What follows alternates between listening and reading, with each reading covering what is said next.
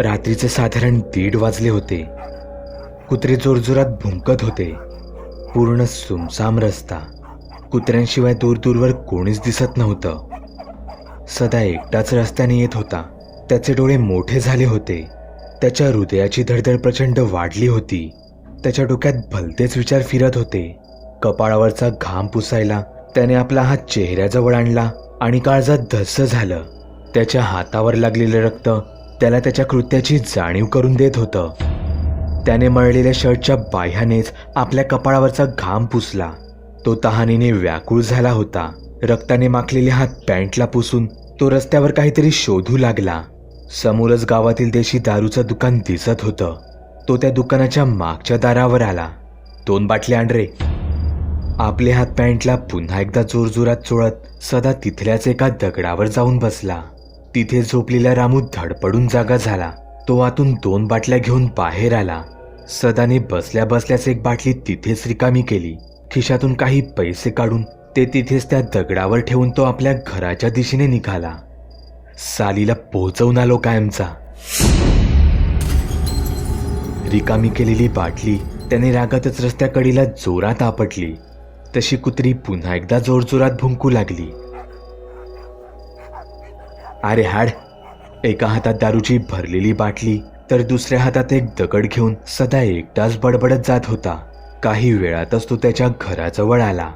हातात असलेला दगड तिथेच खाली टाकून तो खिशात घराची चावी शोधू लागला. चावी मिळताच त्याने कुलूप उघडायला हात पुढे केला, पण दाराचं कुलूप कुठे गायब होतं. हे कसं शक्य होतं? तो दाराला कुलूप लावूनच गेला होता. हलकेच मान झटकून तो आत शिरला. टेबलावर दारूची बाटली ठेवून त्याने शर्टाची बटणं उघडली. तोच घरात काहीतरी पडल्याचा आवाज आला. अंधारात काही दिसत नव्हतं. त्याने घराच्या लाईटी चालू केल्या, पण लाईटही नेमकी आत्ताच गेली होती. ड्रॉवरमधील एक मेणबत्ती काढून त्याने ती टेबलावर लावली. तोच कोणाच्या तरी श्वासांचा आवाज त्याच्या कानावर आला.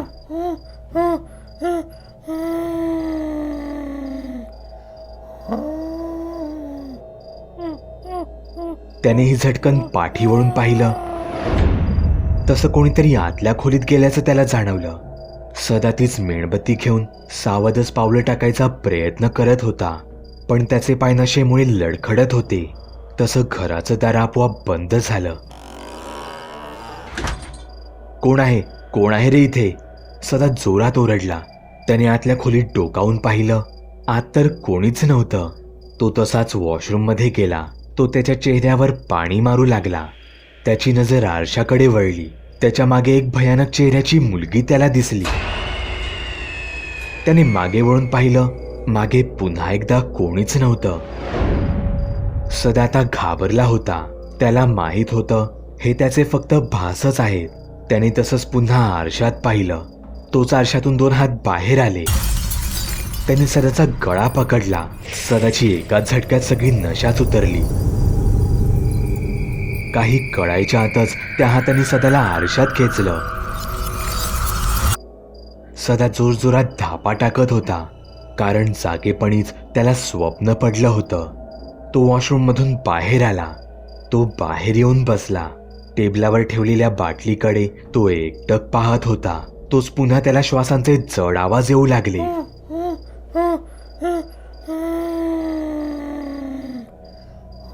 त्याने टेबलावरची बाटली हातात घेतली आणि पाठी वळून पाहिले. आतल्या खोलीतून एक मुलगी हळूहळू बाहेर येत होती.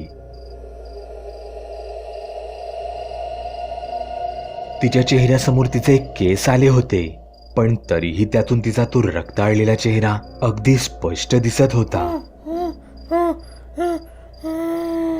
असं वाटत होतं जणू तिचा चेहरा कोणीतरी दगडाने ठेचला असावा.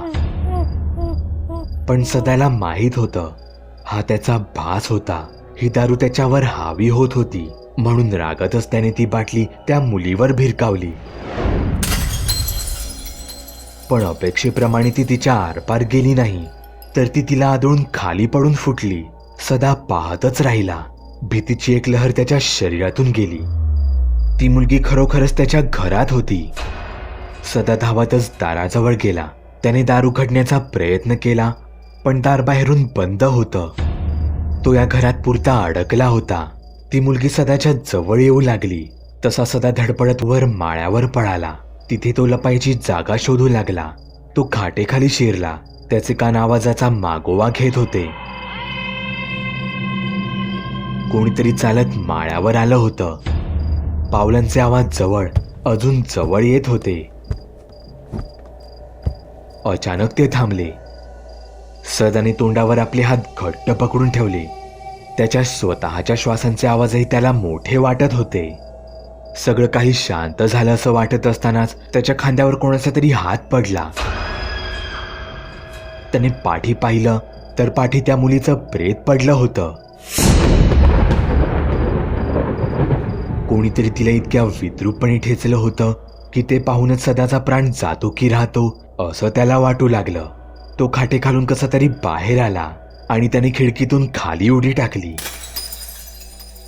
त्याच्या पायाला थोडं लागलं होतं पण तो सुटला होता. तो धावतच पोलीस स्टेशनला गेला.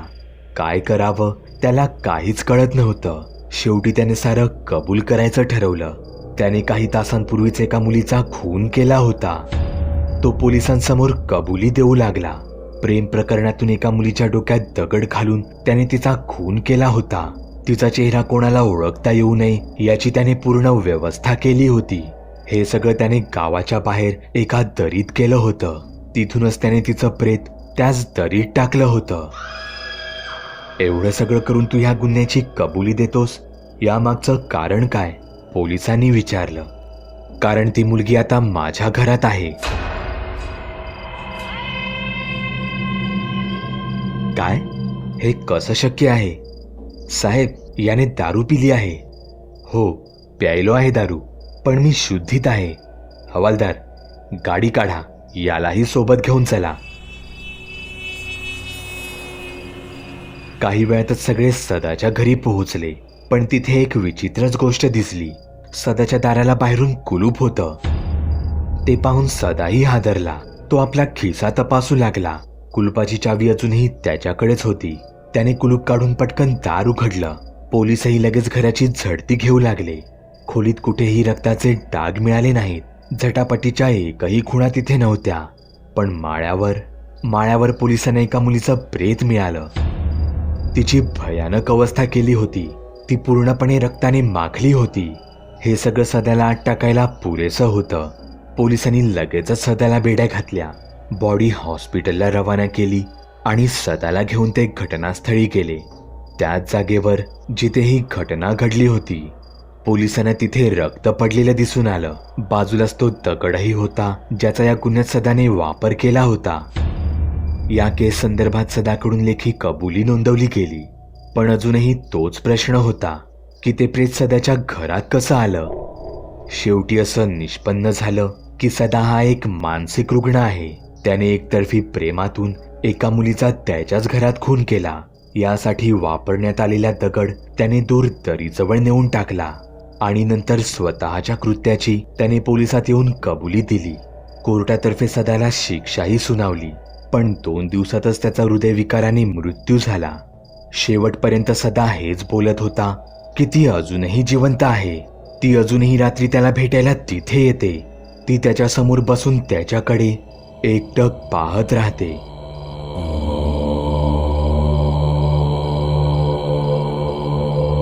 तुम्ही सुद्धा तुमच्या गोष्टी बागुलपुवाला मेल किंवा मेसेज करू शकता. चॅनल सबस्क्राईब करण्यासाठी इथे क्लिक करा. जेणेकरून तुम्हाला भूतांचे प्रकार, गोष्टी, सिनेमे यांबद्दलचे नियमित अपडेट मिळत राहतील. इतर व्हिडिओ पाहण्यासाठी इथे क्लिक करा.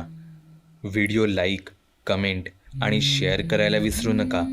धन्यवाद.